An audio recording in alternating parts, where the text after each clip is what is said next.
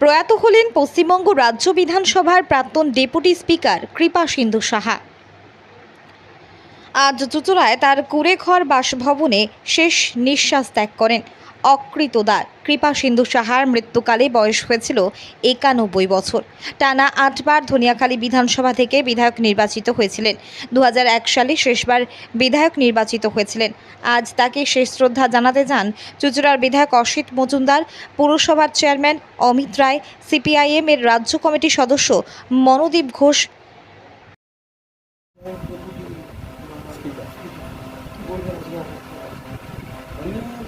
দীর্ঘদিনের আমরা জন্মের পর থেকে যখন আমাদের জ্ঞান ঢুকেছে তখন থেকে ওনাকে এই রাজনীতি বা সমাজসেবার সাথে যুক্ত থাকতে দেখেছি।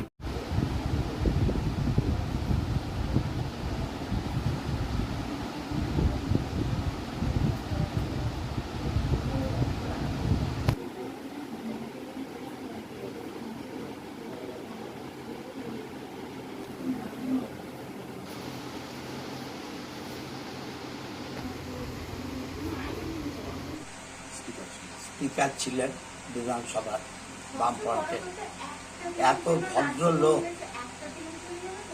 রাজনীতির ঊর্ধ্বে উনি ওয়ার্ড ব্লক করতেন নেতাজির আদর্শে।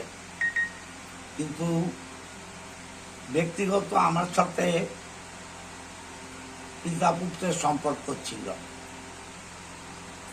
দল আলাদা হলেও মানুষ হিসাবে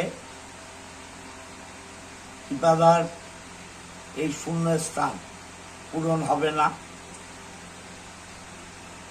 চুঁচুড়া নয়, সারা বাংলা একজন মহান ব্যক্তিকে হারালো। আমি চাই তার আত্মার শান্তি হোক এবং তার স্মৃতি তার দল অমর করে রাখুক।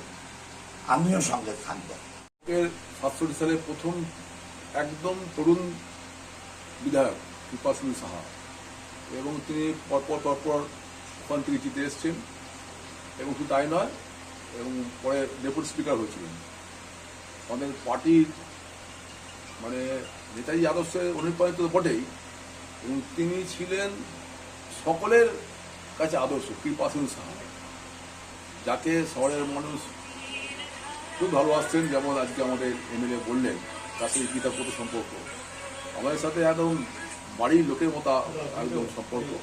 এবং চুঁচুড়ো বহু মানুষ যারা নেই তারা ওনার খুব কাছে ছিল, এবং কৃপাসিন্ধু দলমত ঊর্ধ্বে তিনি মানুষকে ভালোবাসতেন। কত বয়স হয়েছিল ওনার 91+। কি হয়েছিল হঠাৎ করে সেই বয়সজনিত কারণে ভুগছিলেন, এবং কিন্তু টুকটাক বাড়িতে কাজ করতেন এবং খুব অল্প হলে বেরোতেন। গত 1 বছর আগে আমাদের পার্টির ফরওয়ার্ড ব্লকের পক্ষ থেকে চুঁচুড়োতে যে বুক স্টল হয়েছিল তার উদ্বোধন তিনি করেছিলেন এই 1 বছর আগে, এবং তারপর থেকে তিনি আর বেরোতেন না, কিন্তু যোগাযোগ রাখতেন মানুষের সাথে। এবং আমরা দেখেছি কাজের মধ্যেই ছিলেন। কি নাম আপনার? আমার নাম জগন্নাথ ঘোষ, আমি পার্টি ফরওয়ার্ড ব্লকের সভাপতি চুঁচুড়া এবং প্রাক্তন কাউন্সিলর।